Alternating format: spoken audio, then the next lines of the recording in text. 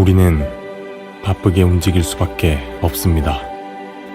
편히 쉴 수도, 잠을 잘 수도 없습니다. 그러나 내일을 함께 꿈꿀 수 있다는 사실 하나는 약속할 수 있습니다. 그래서 우리는 위로가 됩니다. 때론 용기가 되고, 때론 정의가 되기도 합니다. 오늘도 희망을 품고 나아갈 수 있도록 대한민국 국민 모두의 꿈을 지키는 우리는 당신의 벗입니다. 우리 공화당.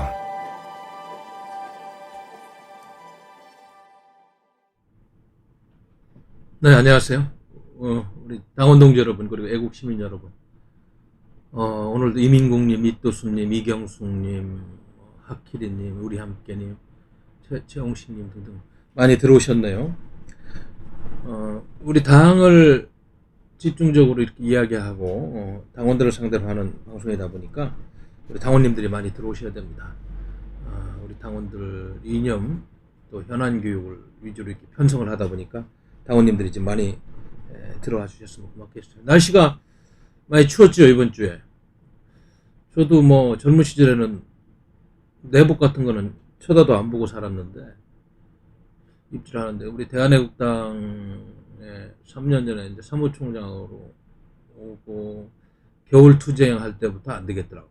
그때부터 이제 내복을 입는 습관이 있었어요. 요즘은 조금만 추우면은 내복을 꺼내 있습니다. 그래야지 좀 따뜻하고 체온 유지가 되는 것 같아요. 우리 당원 동지 여러분들, 이 코로나 전국에 또 혹한에 건강 잘 지키시기 바랍니다.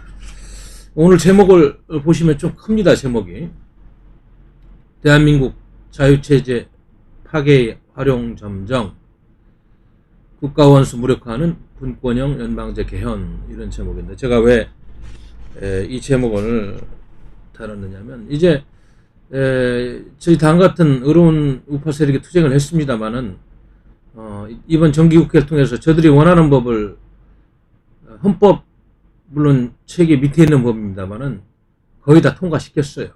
네? 거의 다. 남북관계, 또 여러분 알다시피 또 여기 정치, 국내 정치를 관할하는 법률부터 해서 또 경제 3법이라고 해서 뭐 아무튼 공수처법도 마찬가지고, 또 이런 여러 가지 지금 통과된 법률 중에 제가 듣기로는 뭐 하나하나 제가 분석은 못했습니다. 우리 당의 전단지에서는 10대 악법이라고 지난번에 전단지에서 소개를 했습니다만, 아무튼 그런 법안 내용들을 자세히 보면은 헌법에서 추구하는 정신들을 담은 법들이 아니다. 자유민주주의 체제를 수호하려는 법들이 아니다. 이런 생각을 하는 거예요. 그러니까 국회에서 다수당을 점유했다고, 그래서 입법 독재라고 그러고 입법 폭거라고 하는 이야기들이 나오는 겁니다. 그럼 이런 법들이 다 통과돼서 이제 손발 묶어놓고 주사파 혁명에 대항하는 세력들을 견제하는 장치를 다 이제는 마련해놓고, 이제 마지막 남은 검찰 공권력도 무력화하는 윤석열 총장 제거 작업까지 끝난 상황인데, 이제 남은 과제가 뭐가 있어요?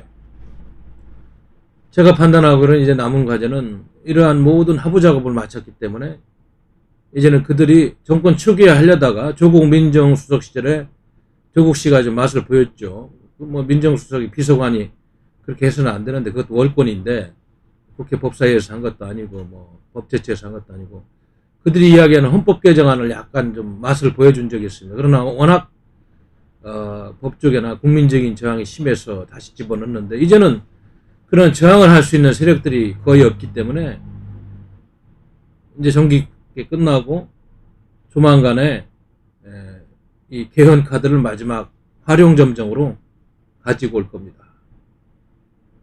여러 내용이 있었습니다만, 지난번 조국 민정수석 시절 초기에 그들이 밀어붙이려고 했던 내용 중에서 가장 중요한 거는 자유민주주의에서 자유자를 삭제하는 거였고, 또 분권형 국가, 분권 개념을 거기다 넣어서 북한하고 어떻게 공존해보자는 분권, 연방제 개념을 가지고 한번 헌법을 운영해보자 이것이 있었고 또 국가 원수의 지위라든지 그런 권한을 많이 축소하는 위상이 좀 적어지는 그런 내용이 아니었나 저는 그렇게 기억하고 있어요.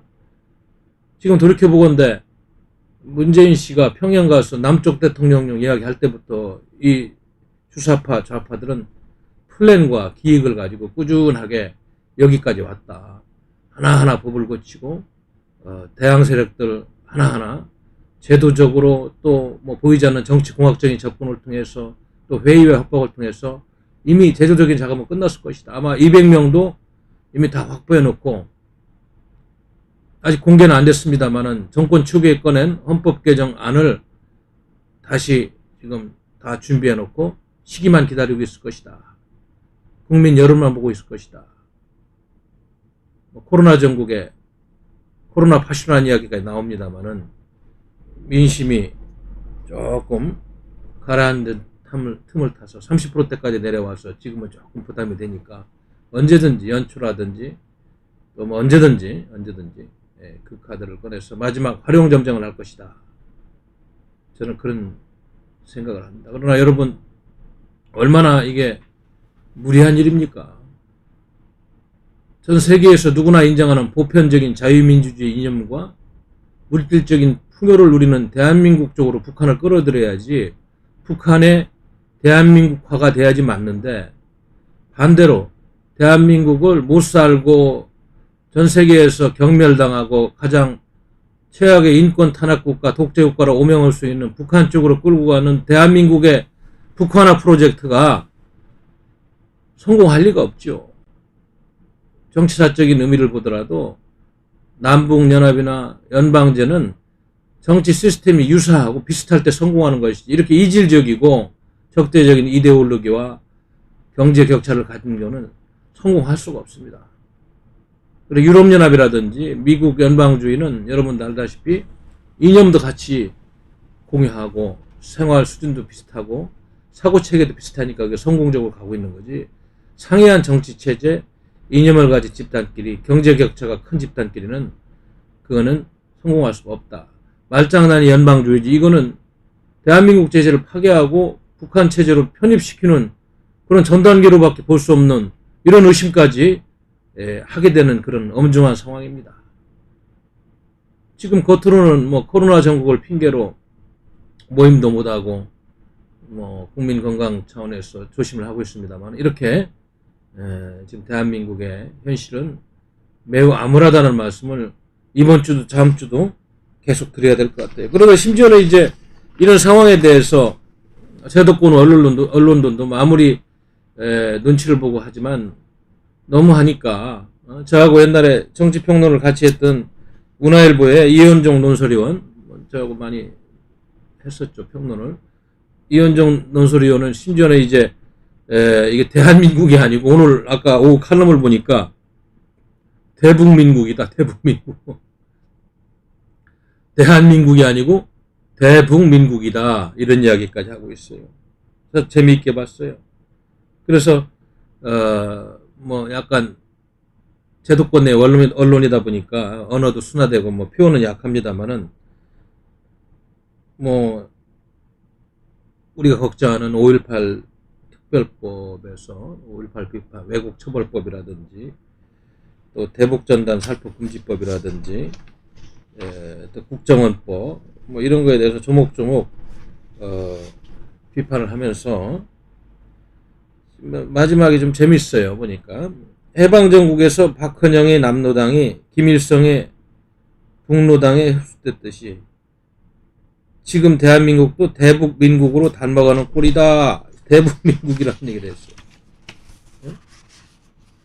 대통령이 취임사에서 한 번도 경험해보지 못한 나라를 만들겠다고 했던 그런 나라는 아닐 것이다. 나라를 부강하게 만드는 데는 수백 년이 걸리지만 나라를 망하게 하는 데는 그리 긴 시간이 필요하지 않다. 우리 대한민국 파괴되는 속도 보니까 3년 만에 여기까지 왔는데 어떻습니까, 여러분? 뭐 그리 긴 시간이 필요하지 않아요.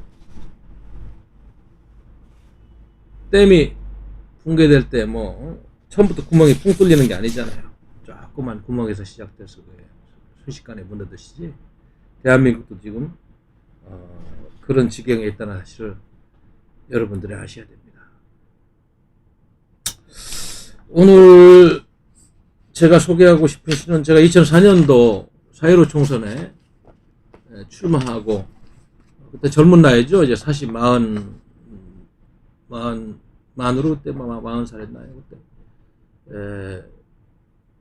그때 출마한 다음에 시집을 하나 6시집을 냈는데 아름다운 사람들 속에서라고 그 사람들을 아주 많이 만나고 이런 감회를 적었는데 2004년도 그 출마 이후에 낸 시집인데 그 경기도 고향 일산 갑에서 제가 국회의원으로 출마했습니다. 기호 2번으로.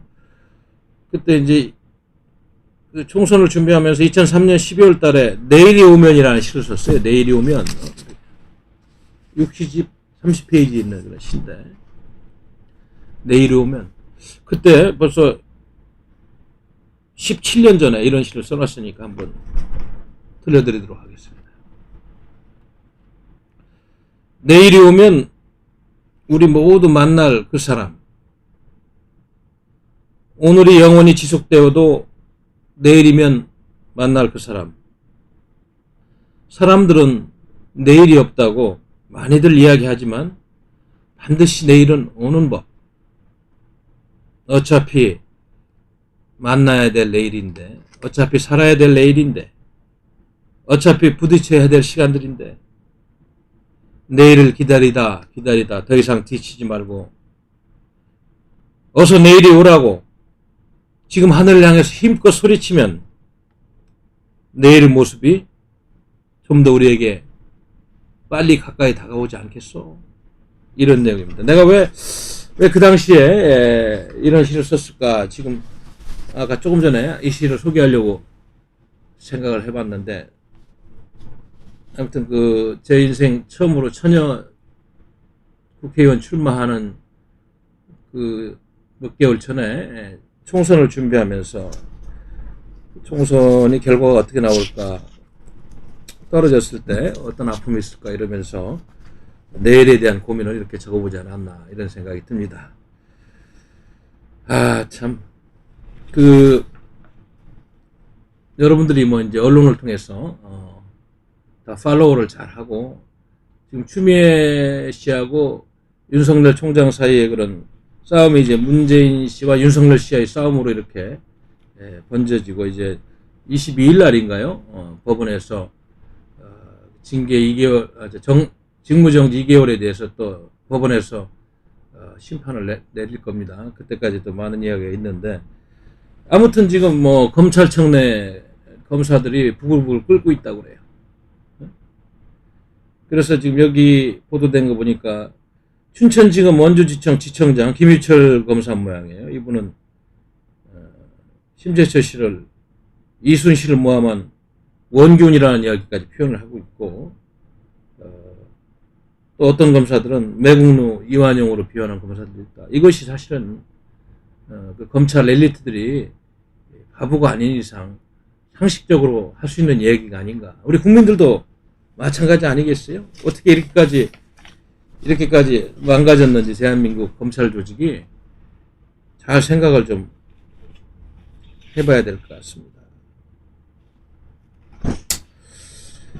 뭐 지난번에는 하여튼 윤석열 총장 손을 들어줘서 업무에 복귀했는데 이번에는 대한민국 사법부를 믿고 싶은 마음이 있습니다만은 지금 뭐 김명수 대법원장이야 그동안에 대법원이야 다는 아닙니다만은 주로 좌파 성향의 우리법연구회 출신 판사들이 판결을 내리고 이런 걸 보면은 어떨지 좀 걱정이 되는 것도 사실입니다. 그래서 우리가 지금 코로나 파시라는 이야기까지 나오는 이 전국에서 이렇게 답답한 일들이 번져지고 있다. 코로나 문제도 어떻게 우리가 이제 이 문제를 봐야 되는지 제가 이제 NBC나 ABC, CNN을 보면서 국제뉴스를 보면서 미국이나 유럽 쪽을 보더라도 굉장히 많은 지금 코로나 확진자가 늘어나고 있고 사망자도 늘어나고 있어요. 미국은 지금 사망자가 30만 명을 넘었어요. 근데 우리나라보다 선진국이고 방역체가 잘 돼 있을 텐데, 물론 뭐 인구가 많긴 합니다만 어떻게 많이 죽느냐 이런 이야기를 하는데, 하여튼 미국 민주주의 허점이기도 한 거죠. 대신에 이제 한 가지 차이점은, 그 선진국에서는 코로나가 걸렸는지 안 걸렸는지 스스로가 검사하는 그런 자가 진단하는 문화가 좀 잘 형성돼 있어가지고 많은 분들이 검사하다 보니까 확진자가 많이 나오는데, 우리나라는 열이 좀 있고 이상이 있어야지 검사하지, 일반 사람들이 가서 아직까지 검사하지 않는 것 같아요. 아마 전 국민이 검사라고 그러면 우리나라도 선진국 못지않게 많은 확진자가 나올 수 있는 여지는 있는 거죠. 그것까지 보면서 우리가 좀 고민을 해봐야 되겠다 이런 생각이 듭니다. 지금 오늘 기준 보니까 총 누적 확진자가 47,515명이라는데, 지금 12월 중순에 계속 지금 많은 숫자가 늘어나고 있죠. 그래서 보니까 지난 12일 날은 950명에서 13일 날 1030명, 14일 날 718명, 또 880명, 1078명, 1014명, 1062명, 이렇게 좀 1000명대라 계속 가고 있는 거에 대해서 조금 K방역이 그동안에 자랑했던 거에 대한 좀 경계심을 좀 가져야 되지 않느냐 이런 생각이 듭니다. 물론 그동안에 이제 우리 정부가 이 코로나 문제에 대해서, 백신 확보 문제 이런 거에 대해서는 좀 잘못한 측면이 많이 있고, 또 국제사회에서 숫자적으로는 아직까지는 이렇게 많지 않다는 판단을 하고 있습니다만은, 하여튼 치료제 백신 확보하는 측면은 완전히 실패한 경우이기 때문에 우리 국민들이 이 문제도 정부 말만 믿어서는 안 되겠다는 그런 생각이 듭니다. 정치 방역은 안 되고 순수하게 국민의 생명권을 지키는 차원에서 보건정책이 나와야 되겠다, 이런 말씀을 드리고 싶어요. 거리두기 3단계가 이제 아마 곧 시행될 것 같아요. 지금 군부를 떼고 있는 것 같아요. 이랬을 때 또 우리가 누리고 있는 자유민주적 기본권이 얼마나 많이 제한이 올까 이런 걱정도 해보면서, 국민 생명권을 지키는 것이 최우선이라는 말씀을 드리지만, 또 잘못된 권력이 그러한 폐쇄성을 잘못 써먹는 일은 우리가 경계해야 되겠다, 이런 말씀도 아울러 드려야 될 것 같습니다. 제가 이제 가끔 따끈따끈한 자료들을, 국내 언론에 소개되지 않는 자료들을 소개도 해드리고 그럽니다만은, 아무튼 보니까 미국의 그 유명한 탱크탱크죠, 어틀랜틱 카운슬, 거기서 이제 전략 페이퍼, 스트래티지 페이퍼가 하나 나왔어요. 그래서 여기 보면은 글로벌 스트래티지 2021, 2021년도 세계 전략 on allied strategy with China, 중국과의 그런 어떻게 연계를 해나가냐는 그 중국과의, 그러니까 중국을 견제하기 위한 동맹 전략이랄까요? 이런 정도 해석할 수 있는데, 이게 이제 수십 페이지짜리인데 결론 부분만 제가 말씀드리면, 이제 바이든 행정부가 1월 20일 날 출범하면 아마 이 어틀랜틱 카운슬 이런 전략가들의 페이퍼를 많이 참고할 것 같은데, 하여튼 마지막 챕터 6의 결론 부분을 제가 좀 워낙 방대하니까 따로 다음 시간을 따서 이 전체는 소개하기로 하고, 오늘은 다른 거 할 얘기가 많으니까 결론 부분만 잠깐 이야기하면, 왜냐하면 지금 우리 정부가 친중 쪽으로 자꾸 가면서 탈미를 하고 있기 때문에 한번 말씀을 좀 드려야 될 것 같아요. 여기 뭐라고 되어 있냐면, China is the most geopolitical threat to the rule-based international system since the end of the Cold War. 중국은 냉전 체제가 종식된 이후로 국제 규범을 중심으로 운영되는 전 세계 가장 위험한 위협 세력이다. 일단 이렇게 결론 부분도 가고 있는 것입니다. And the return of great our rivalry will likely shape the global order for decades to come. 그래서 앞으로도 그 강대국 간의 그런 대결 구도가 앞으로 수십 년간 국제 질서를 형성하는 중요한 축이 될 것 같다. 그러니까 미중 간의 패권 경쟁에 대해서 갈등 구조에 대해서 이렇게 이야기를 하고 있는 겁니다. And like-minded allies and partners need to take deliberate and coordinated action to strengthen themselves and counter the threat China poses, even as they seek longer-term cooperation with Beijing. 이런 이야기를 했는데, 그래서 유사한 정치 철학과 동맹관을 갖고 있는 각국들은 아주 긴밀하고 또 잘 조율된 그런 행동을 통해서 스스로의 힘을 키우고 중국이 지금 만들고 있는 위협에 공동으로 대처를 해야 된다. 심지어는 중국과 먼 관점에서 보면 이러한 갈등 구조가 없어진 다음에 협조 구조로 간다는 그런 생각을 할지라도 그렇게 해야 된다는 얘기예요.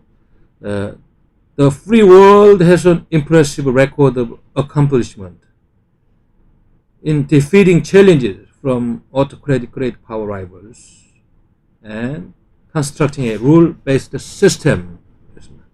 자유세계는 아주 괄목할 만한 그런 그 독재 권력에 대항해서 싸우는 그런 도전과 이러한 그 위협으로부터 잘 극복하고 그걸 패배시킨 그런 성공한 역사적인 기록을 갖고 있고, 규범 중심의 국제 정치 질서를 만드는 데도 성공했다는 겁니다. So by pursuing this strategy, 앞으로도 이러한 전략을 추구하면서 and with sufficient political will, 그리고 강력한 정치적인 의지력을 가지고 resilience and solidarity, 그리고 어떠한 위협에도 잘 극복할 수 있는 탄력적인 그런 전략을 가지고, 그리고 연대를 통해서 they can once again outlast an autocratic competitor.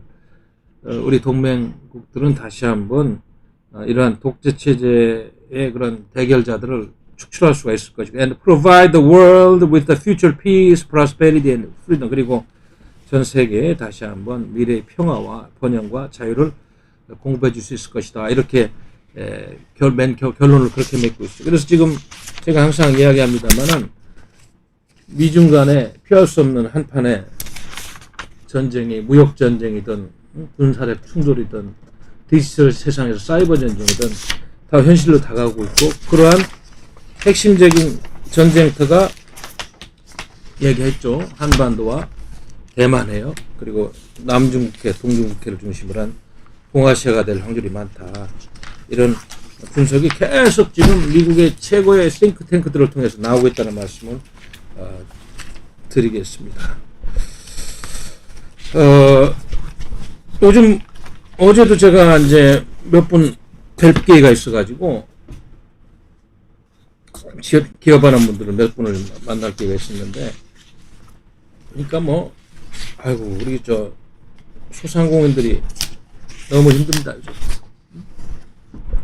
뭐 이제 민생 파탄을 넘어서서 이제 뭐 집까지 팔아서 가게를 유지해야 되느냐, 아니면 좁아야 되느냐, 뭐 이런 고민들을 하는 것 같아요.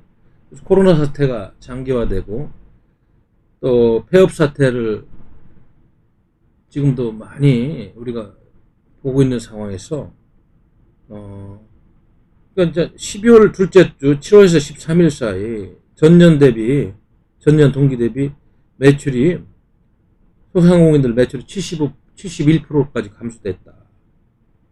그리고 헬스장, 수영장, 음식점 등은 레크리에이션 시설은 전년 대비 50%대로 감소됐다. 뭐 이렇게까지 지금 죽는 소리를 하고 있습니다. 그런데 이 경제의 근간이 물론 대기업들이 대한민국 경제를 이끄는 핵심 축이긴 했습니다만, 그래도 이 중소기업들이 받쳐주지 않고 여기서 무너지면 아무것도 안 되는 거죠. 소득주도 성장론이고 뭐고 말과 마찰을 거꾸로 다는 경제 정책입니다만, 뭐 이미 이 정책으로 인해서 경제는 파탄 났습니다만, 이렇게 소상공인들이 아우성치는데도 뚜렷한 경제대책이 없어요. 경제대책이 없고 뭐라고 그럽니까 지금? 2021년도 경제정책 방향 보고에서 대통령한테 정부가 내년 경제성장률을 3.2%까지 할 수 있다 이렇게 이야기하고 있다. 이거는 부동산 정책이 문제가 없다고 대통령이 이야기하는 거하고 별 차이가 없는 것 같아요. 한국은행 올해 지금 경제 성장률 전망치를 마이너스 1.1%를 보고 있고, 이거는 1998년 외환위기 때 22년 만에, 그때는 뭐 모든 게 뭐 다 구조조정하느라고 엄청난 경제 참사 시대였는데, 그때는 마이너스 5.1% 이후에 마이너스 1.1%가 22년 만에 처음이랍니다. 취업자 수도 9개월째 계속 감소하고 있고,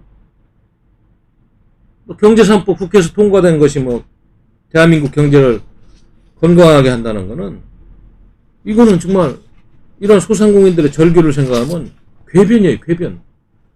어떻게 정부가 이런 진단을 할 수 있습니까? 여기에다가 제가 최고위원회 때인가 이제 소개했습니다만, 중대재해기업처벌법까지 밀어붙인다. 이제 뭐 웬만한 업장의 CEO들은, 사장님들은 뭐 노동자들이 눈치를 보면서 사업을 해야 되는, 그렇지 않아도 힘든데 완전히 뭐 노동자들의 손을 들어주는 법률들을 이렇게 통과시키고 있고, 박근혜 정부 때 추진했던 그 기업 규제 완화 법안들은 서비스 산업 발전법이라든지 이런 것들에 대해서는 지금 손도 안 대는 이런 이중성이 있습니다. 이게 이렇게 어렵다고 그러는데 계속 이런 이야기를 해야 되는지 모르겠어요. 어떻게 뭐 주위에 우리 당원님들 주위에 있는 분들은 뭐 어떤 말씀 하시는지 모르겠네요. 이 중대재해법 이거 말이죠.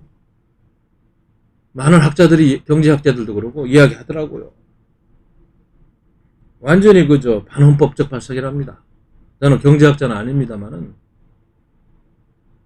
중대재해기업처벌법 지금만 만들고 있는데 30개 경제단체들이 업종별 협회장들하고 함께 입법 중단을 요청했어요, 공식적으로.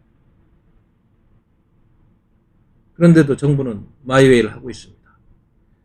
그 내용을 보면은 말이죠, 기업을 하는 사람이나 경영 책임자에게 2년에서 5년 이상 징역형 등으로 사고 책임을 묻는 세계 최고 수준의 산업재해 처벌법이랍니다. 처벌 대상이 지나치게 광범위하고 범위도 모호하다. 또 사업주라든지 원청업체의 의무를 뚜렷하게 규정하지 않아서 명확성의 원칙에도 위배가 되고, 헌법상 과잉금지 원칙에 위배되는 처벌조항이 이걸 없애야 되는데 그냥 밀어붙이고 있다. 그리고 만에 하나 이제 산업 현장에서 사망을 하는 경우는 사업주를 갖다 2년에서 5년 이상 징역을 살아야 되고 5천만 원, 1억 원 이상 벌금 등을 처벌 하한선으로 그렇게 정했대요. 하한선으로. 부담돼서 사업하겠어요. 선직군 같은 경우는 여러분들 알다시피 상한선을 정해서 처벌 상한선이 6개월입니다. 미국이나 일본은. 처벌 상한선이 독일, 프랑스는 2년에 1년 독일은. 영국은 2년이고. 근데 우리는 2년에서 5년 사이 이상 징역을 좀 하게 돼 있고, 이거 뭐 5천만 원에서 1억 원 이상 벌금 등 처벌 하한선을 이렇게 과하게 정했다는, 그래서 지금 업주들이 난리가 났어요. 근데 이걸 그냥 밀어붙인다면, 이것이 바로 대한민국이 자유민주주의 시장경제가 파괴되고 있는 하나의 또 사례입니다. 그동안의 학법들을 소개했습니다.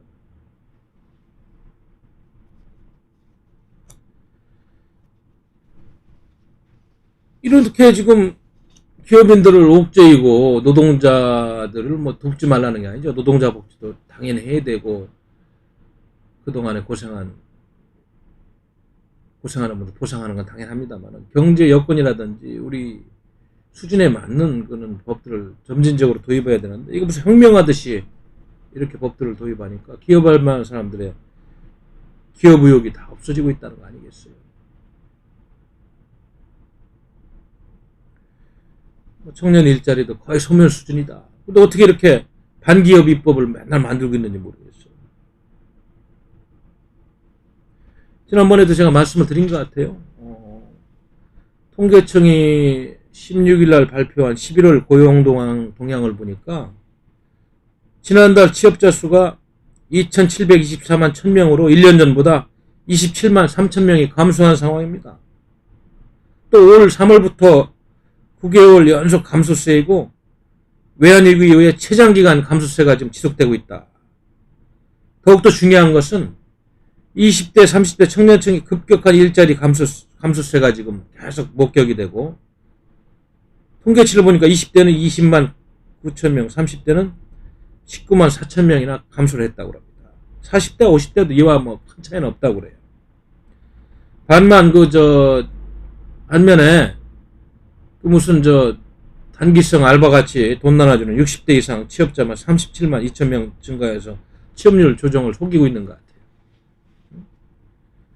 실질적으로 전체 실업률이 뭐 3.4%라고 통계를 만드는데, 청년 체감 실업률만 보면 25%를 윗돈다는 것이 전문가들의 평가입니다. 그래서 비경제 활동 인구 중 쉬었다고 분류된 청년들이나 구직 단념자까지 포함하면 63만 1000명까지 더하면 30%까지 넘을 수 있다. 청년 체감 실업률이. 이런 상황인데도 이런 학법들을 좀 만들고 있는 거예요. 코로나 파쇼 정권이라고 할 만합니다. 코로나 참 파쇼 정권이라고 할 만해요. 최근에 이렇게 어려운데도 뭐 규제 3법, 노조 3법 이런 반기업 입법을 무더기로 처리하고 이번에 또 중대재해처벌법까지 만든다니까 기업주들이 난리가 났어요. 고칠 생각 없습니다. 왜? 내가 보니까 그들은 혁명 작업 일원인 것 같아요. 정상적인 그런 과정을 통해서 국민의 의견을 듣고 하는 입법 활동이 아니라는 생각이 듭니다. 과잉 입법이라는 이야기를 연일 뭐 여기저기 사는데도 듣고 있지 않습니다. 어떻게 생각하세요? 국민 여러분, 당원 동지 여러분. 부정평가가 그러니까 사상 최저치 59.1%까지 나왔다고 그런 이야기를 리얼미터 조사에서 그렇게 나왔어요. 사상 최대입니다. 잘못하고 있다고 59.1%. 그렇게까지 나왔다는 자료가 있네요. 17일 날 나왔네요. 리얼미터에서 조사해. 이런데도 이렇게 전혀 고칠 생각이 없이 계속 지금 밀어붙이고 있다. 그런데 이제 이 정부가 관심을 갖는 거는 내년 지방선거하고 이런 상황에서 또 내후년에 대통령 선거가 아닌가. 이런 엄청난 기업하는 사람들의 고통과 청년들의 아픔을 근본적으로 치워야 되는데, 뭐 가덕도 신공항처럼 나라의 예산을 집행하는 것도 매표형이 비슷한 정치 포퓰리즘으로 이렇게 끌고 가는 현상이 자꾸 목격이 됩니다. 예를 들면 그런 거예요. 해야 되는 건데 2022년에 태어나는 아이에게 생후 24개월이 될 때까지 영아수당을 매달 30만 원을 지급한답니다. 2025년까지는 매달 50만 원으로 단계적으로 확대한다고 그래요. 그런데 2022년부터 아동 1명당 출산장려금 200만 원도 일시금으로 지급하고 기존의 임산부가 병원 진료비에 쓰는 바우처도 60만 원에서 100만 원으로 좀 인상한다고 그런다. 육아휴직 지원금도 확대한다. 좋습니다. 이거는 우리가 해야 될 정책입니다. 근데 왜 시기가 꼭 선거에 겹쳐서 이렇게 돈을 쓰는 시기로 정해놨는지, 그것이 이제 문제인 거죠. 기존에 했던 거하고 달리 현금 지원만 대폭 확대한 이런 매표성 복지 플랜이라는 비판을 안 할 수가 없어요. 저출산 국가 이거 심각합니다만 해야 될 일입니다만은 좀 더 이성적으로 합리적으로 시기를 잘 봐야지 꼭 선거가 있는 해 이렇게 현금을 집행하게 되는 이유가 뭔지 묻지 않을 수 없다는 얘기죠. 실질적으로 보니까 정부와 지자체가 2006년부터 저출산 기본계획에 따라 14년간 210조 5,858억 원을 지출했지만 출산율은 계속 지금 하강 곡선을 그리고 있고, 통계를 보니까 2019년 우리나라 합계 출산율은 0.92명입니다. 더 떨어졌어요. 2018년은 0.98명. 계속 일면 미매, 이런 엄청난 돈을 썼는데도 효과가 없어요. 그런데도 OECD 국가 중 합계 출산율이 1명 미만인 나라는 대한민국밖에 없답니다. 이거 보통 문제 아니에요. 대한민국 완전히 이것만 보면 실패한 나라예요. 미래가 없습니다. 애를 1명도 안 낳는데 대한민국의 미래가 어디 있어요? 기본적인 인근 인프라가 안 되는데. 그래서 전문가들도 이야기합니다만은 이렇게 선거가 있는 해에 이렇게 매표성 현금 살포를 늘리지 말고 취업, 주거, 결혼 등 출산을 제외하는 근본적인 문제를 해결하는 장기적인 예산 집행 및 플랜을 가지고 가라. 이것이 맞다.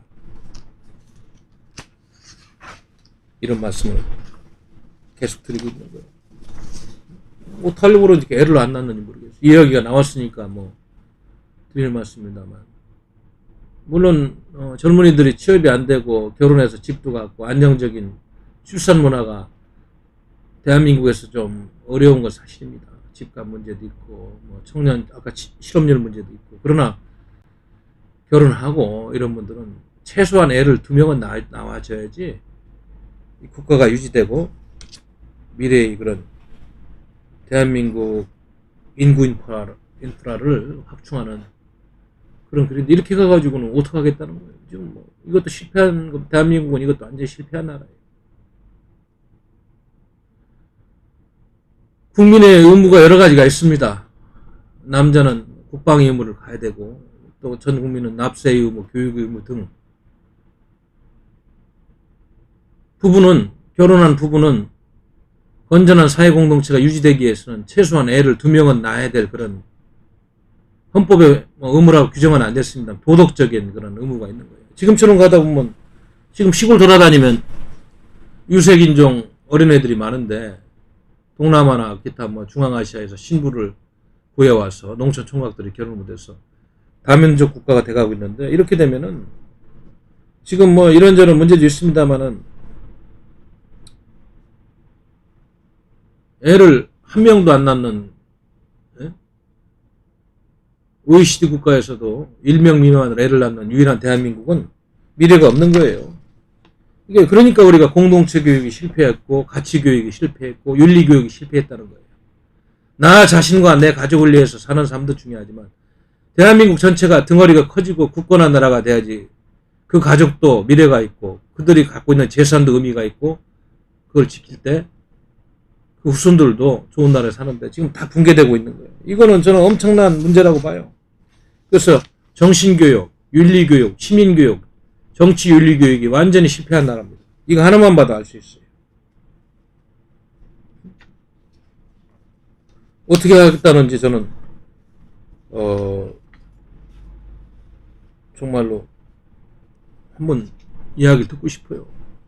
선거 때마다 하는 이야기를 보면 맨 표피성 그냥 돈 갖다 예산 배정해서 한다는데 다 실패했잖아. 그런 210조나 썼다는데 다 실패. 이거마저 있는 것 선거 있는 해에 현금을 집중적으로 풀어가지고 또 이런 장난들이나 하고 이런 게 실패하는 거예요. 나라 다 망하면 누가 책임집니까?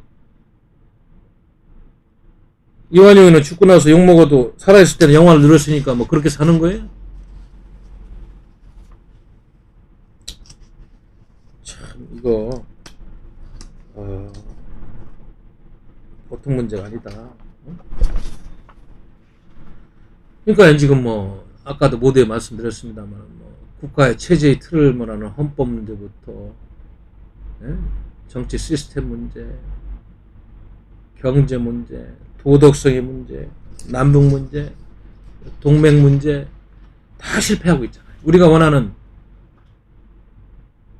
그것이 또 국민들이 체감하고 있는 거고 모르겠어요. 문재인 정권을 지지하는 국민들이 있으니까 유지되겠지만 저는 정말로 객관적으로 대한민국의 미래를 본다면 이건 아니라고 봅니다. 내가 그분들이 뭐 생각까지 부정하는 건 아닙니다만은 어떻게 해야 되는 겁니까? 우리 존경하고 사랑하는 우리 당원 동지 여러분, 애국 시민 여러분, 그리고 해외 동포 여러분, 이거 완전히 비상사태 아닙니까?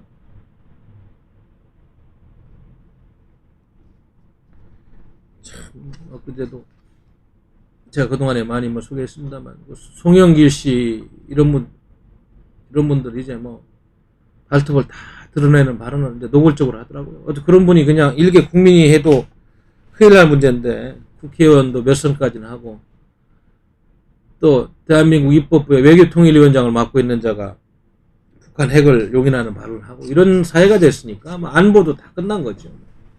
동서전을 해달라고 전자권 달라고 떼쓰는 것부터 해가지고 성한 게 하나도 없습니다. 제가 보기에는. 뭐 제가 잘못됐나요, 여러분? 제가 보기엔 그렇지 않아요. 잘못 가고 있는 겁니다. 송영길 씨 정말 유엔사가 족보도 없는 유엔사 필요 없다고 동맹국에 심한 불쾌감을 주더니 국회 외교통일위원장이 말이죠. 미국은 핵을 5,000개 갖고 있는데 북은 왜 핵을 못 갖냐고. 완전히 이적성 발언 아니에요. 미국은 5,000개가 넘는 핵무기를 갖고서 어떻게 북한이나 이란에게 핵무기를 갖지 말라고 강요할 수 있느냐. 도대체 이분은 국제정치를 아는 양반입니까? 모르면서 그냥 소수의 주사파들의 혁명을 위한 그 판가리로 이제 대한민국 자신 있다. 우리가 주사파가 그냥 원하는 나라 만들 테니까 니들 까불지 말라고 일부러 하는 겁니까? 핵확산 금지 조약도 NPT도 Non-Proliferation Treaty NPT도 불평등 조약이라고 그래요. 국제정치에 대한 인식이 있는 분이 통일 외교위원장 하고 있어요? 어느 사회든지 어느 국제 시스템이든지 많은 존재들이 있으면 경찰국가 노릇을 하는 그 룰을 갖고 통제를 하지 않으면 혼돈과 무질서로 다 망하게 되는 겁니다. 국제정치란 그런 거예요. 그걸 부정하고 있어요. 그래서 여러분도 알다시피 유엔 안전보장회사의 상임이사국 5개국만 핵보유국을 인정하는 거는 물론 뭐 지금 파키스탄도 인도도 뭐 이스라엘도 뭐 북한까지도 뭐 갖고 있습니다만은 그렇게 예의적인 경우 아니면 그 불허하는 거는 그거를 통제하고 투명하게 관리가 안 되는 세력들한테 핵이 갔다가는 전 세계의 국제 질서가 붕괴돼서 엄청난 혼란을 초래하기 때문에 그걸 하는 건데 최선이 아니면 차선이라도 하는 건데 그걸 갖다가 이런 식으로 얘기하면 대한민국 국회의원이란 외교통일위원장의 자리를 당장 내놔야 되지 않나. 이거는 미국에서 들으면은 연목을 하는 소리에 속된 이야기로. 당장 대한민국이 지금 북한에게 피해국이 북한에 인질이 되어 있는데 북한의 핵무기 개발을 합리화시키고 이거 대한민국의 존립과 국익을 위협한다는 점에서 이거는 분명한 이적성이 발현입니다. 이거 하나만으로도 제대로 된 국회고 제대로 된 국민들은 이 양반 자리 물러나고 국회의원 방 아마 국민들이 쫓아가서 데모했어요. 그런데 그게 안 되는 거니까 대한민국은 병들었고 누구도 정의를 외치는 사람이 없다는 거예요.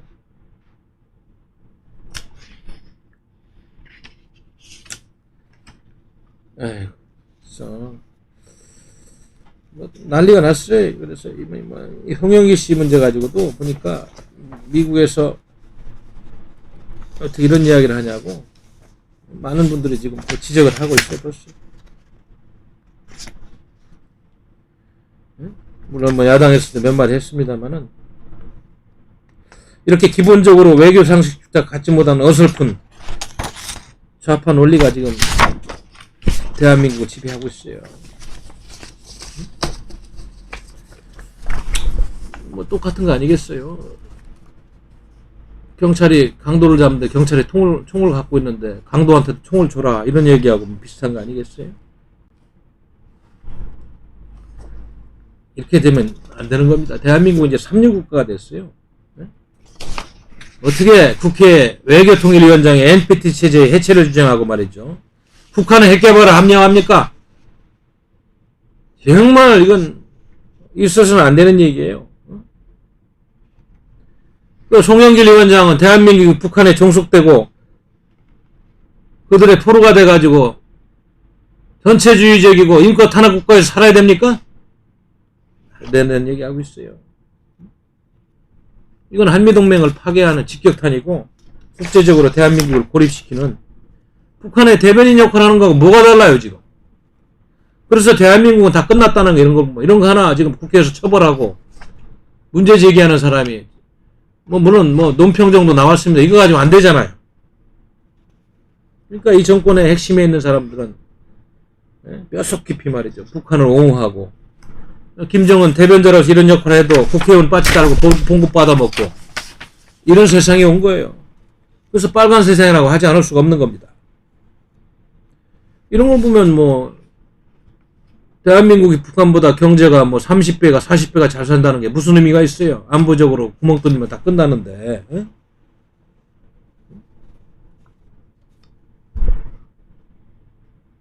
그래서 대한민국이 북한을 나쁜 점을 뜯어고쳐서 보편적인 인류국가로 만들어야 되는 거꾸로 대한민국이 북한화가 되면은 여러분들의 장래는 어떻게 되는 겁니까? 지난 시간에도 얘기했습니다만은 대북전단 금지법 김여정이가 한마디 하니까 그렇게 만들어 놓고 참 에이고 참. 대북전단 금지법에 대해서 지금 말도 마세요. 국제사회 인권단체에서 보통 비판이 많은 게 아니에요.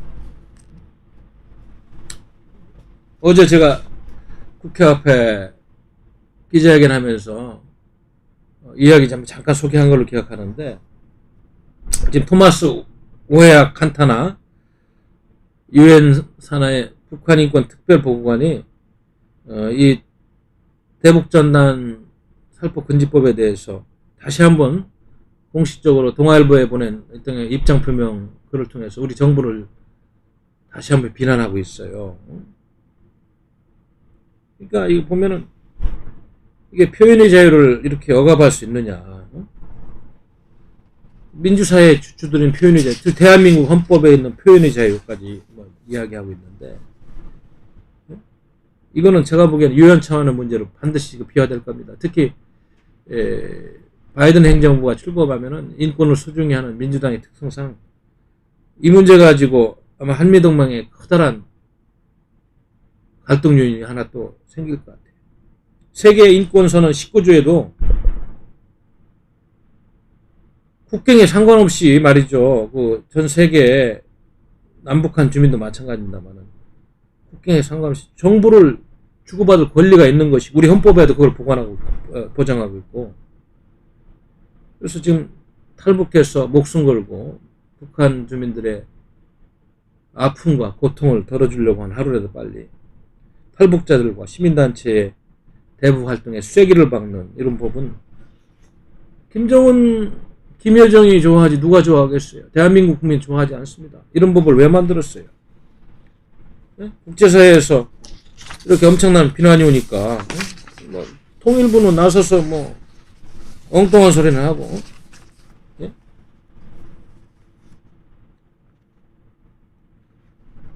칸타나 보고관이 영어 원문 성명서를 제가 읽어보니까 동아일보에서 이걸 보도를 해가지고 너무나 타당한 지적이에요. 있을 수가 없습니다. 그런데 이거를 아직까지도 우리 정부에서 조금이라도 다시 검토해보겠다 이런 이야기는 하지 말고 지금 심지어는 강경화 외교부 장관까지 벌써 잘렸어야 되는데 이 양반은 왜 아직도 개각대 안 하고 있는지 말이야. 도대체 이상한 사람들이에요. CNN과 인터뷰할 때 또 이상한 얘기 했잖아요. 조금 좀 고쳐보고 노력하겠다 이런 이야기가 아니고 뭐라고 했더라? 내가 들으니까 표현의 자유도 제한될 수도 있다. 이런 애매모호한 이야기 하면서 하여튼 지금 미국의 인권단체나 전 세계 인권단체들이 제기하는 이런 문제에 대해서 조금도 정부한테 이야기해서 고치다든지 수정한다든지 이런 의사가 없습니다. 이 정부가 이렇게 경직되고 잘못된 방향으로 우리 국격과 이미지를 지금 다 깎아먹고 있습니다.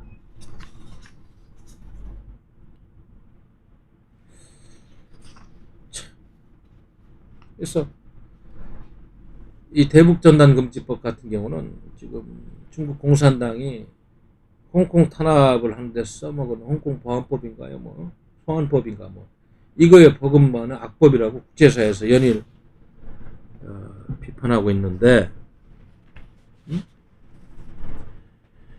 이 문제를 이렇게 통일부나 외교부가 말 한마디로 싹둑 잘라서 문제없다고 얘기하면 대한민국은 민주주의 국가라고 할 수 있나요? 전체주의 국가밖에 안 돼. 이렇게 되면 이런 사례들이 하나하나 쌓이다 보니까 이제 문재인 씨가 북한에 가서 남쪽 대통령서부터 해가지고 조국이가 헌법 개정하려고 했던 것부터 해서 최근에 악법 통과 사례, 그동안에 주사파 정권이 어떻게든 의석수를 많이 점유해가지고 악법을 통과시켜서 체제 저항 세력을 다 무력화시키고 뭘 하려고 하는지 이제는 깨닫지 못하는 국민은 바보든지 내 가족만 챙기고 국가 일에 관심이 없는 국민인데 이러면 다 나락으로 떨어져서 우리 다 불행한 그런 나라를 보게 될 것입니다.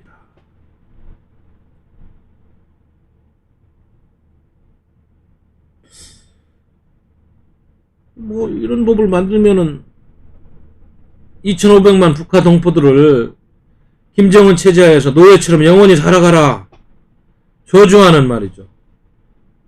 민족 하는데 우리 민족끼리 이야기하고 뭐 반민족법 아니에요. 반민족법. 근데 앞으로는 북한 대북 정책도 소수의 북한의 독재자 그룹과 일반 북한 주민들을 분리해서 실시해야 될까? 왜냐하면 저 체제가 붕괴되면 선량한 일반 인민들은 도와주고 살찌우고 우리 자유시민으로 키워야 되지만 포갑을 일삼고 그 백성들을 괴롭혀온 세력들은 그냥 아무 일도 없었던 것으로 갈 수가 없어요. 그것이 인류 역사가 발전하는 과정이고 우리 대한민국 헌법에 명시하는 정의를 추구하는 개념입니다. 근데 이렇게 다 틀어뜨리고 있어요. 그러니까 제가 이야기하잖아요. 평소에. 이 주사파 정부는 5년이라는 그런 단임 권력을 이임받고서 그거를 최대한 이 권력을 언론을 장악을 통해서 또 핵심 지지층과 친북 종북 세력들을 동원해서 친중 세력을 등에 있고 종북 세력을 등에 있고 최대한 체제 저항 세력을 무력화시키면서 이들은 혁명을 하고 있는 것이다. 정치를 하고 있는 게 아니다. 그러니까 비상시기로 볼 수밖에 없고 이런데도 우리 국민들은 언론에서 그렇게 심각한 보도를 안 하니까 가마솥에서 개구리가 뜨거워지는 것도 모르고 나중에 펄펄 끓는 물에 죽는 것도 모르고 그냥 쳐다보듯이 설마 하면서 아직도 보고 있지 않나 이런 생각을 할 수밖에 없습니다.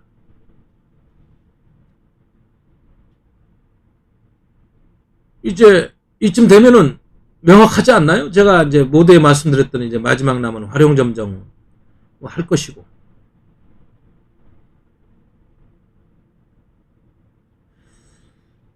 제가 가끔 뭐 소개를 드렸습니다만은 캄보디아 공산화 과정, 월남의 공산화 과정, 특히 월남의 공산화 과정이 어떻게 이렇게 대한민국이 지금 망해가는 과정하고 똑같았을까? 평화로운 자들의 위장 평화 노선, 민족주의자들의 거짓 평화 노선, 민족 지상주의자들이 만드는 외세 배경 논리,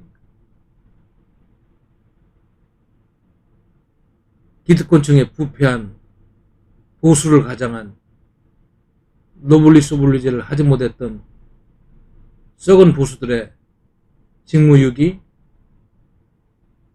그리고 혁명 좌파 세력들의 끈질기고 지배한 혁명 전략 및 기획력. 대한민국도 똑같이 적용됩니다.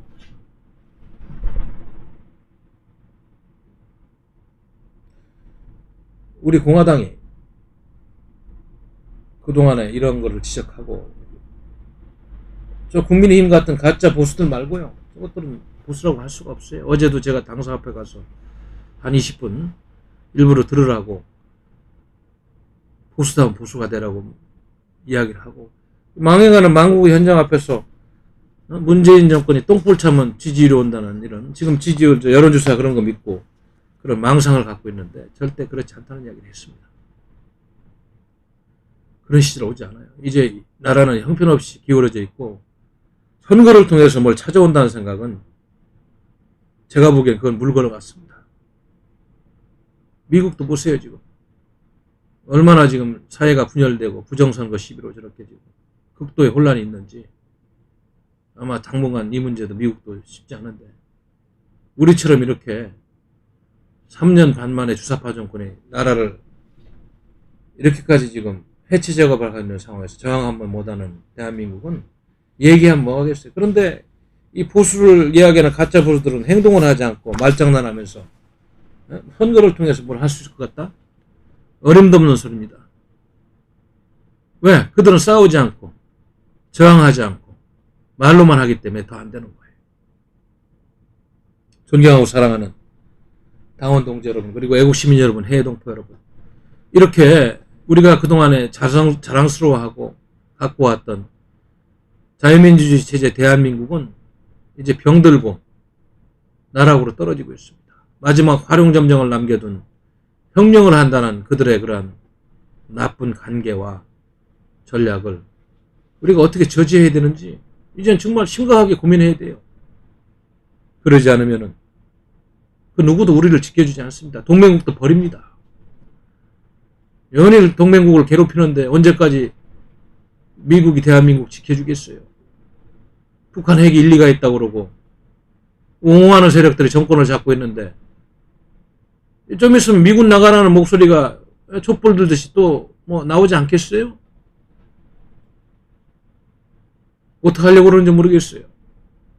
이건 박태호의 목소리가 아니지 않습니까? 나라를 걱정하는 우리 외국 선열들의 목소리요, 순국 영령들의 목소리가 박태호의 목소리를 통해서 여러분들한테 전달되는 것이지 제 목소리가 아닙니다. 제가 뭐 잘나서 하는 이야기도 아닙니다. 그동안에 외교관 생활을 하면서 편안하게 대사까지 가서 인생을 살 수도 있었고, 뭐 대학에 있으면 뭐 지금도 뭐 총기도 부총장도 하고 그러니까 학자로서 살 수도 있었습니다만, 특이하게 뭐 내 인생의 팔자가 그런지 현실 정치에 참여하고 시민운동을 하고 이러면서 축적한 경험과 노하우가 그동안에 제가 축적한 이론적인 그런 지식과 맞물리면서 이건 아니다는 강한 결론과 우려가 이렇게 우리 국민들이 알아야 될 이야기들을 말씀드리는 겁니다. 아무튼 우리가 좀 더 치열하게 고민하면서 마지막 이렇게 저물고 있는 우리가 생각했던 그런 대한민국이 어떻게 지킬지 다 같이 정말로 더 고민하고 치열하게 노력을 해야 될 것 같습니다. 오늘 이 정도 방송을 마치겠습니다. 감사합니다. 우리는 바쁘게 움직일 수밖에 없습니다. 편히 쉴 수도, 잠을 잘 수도 없습니다. 그러나 내일을 함께 꿈꿀 수 있다는 사실 하나는 약속할 수 있습니다. 그래서 우리는 위로가 됩니다. 때론 용기가 되고 때론 정의가 되기도 합니다. 오늘도 희망을 품고 나아갈 수 있도록 대한민국 국민 모두의 꿈을 지키는 우리는 당신의 벗입니다. 우리 공화당.